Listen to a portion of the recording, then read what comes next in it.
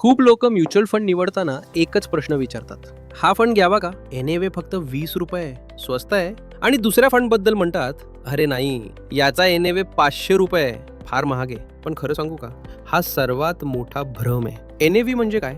NAV म्हणजे फक्त एका युनिटची किंमत. ते काहीही सांगत नाही हा फंड चांगला आहे की वाईट, कारण म्युच्युअल फंडमध्ये रिटर्न एनएव्ही वर ठरत नाही. फंड कसा परफॉर्म करतो यावर ठरतो. उदाहरण पहा, फंड ए एनएव्ही 20 रुपये, रिटर्न 8%. फंड बी एनएव्ही 500 रुपीज, रिटर्न 15%. आता सांगा, तुमचा पैसा कुठे जास्त वाढतो? स्पष्ट आहे, फंड बी मध्ये. म्हणजे काय?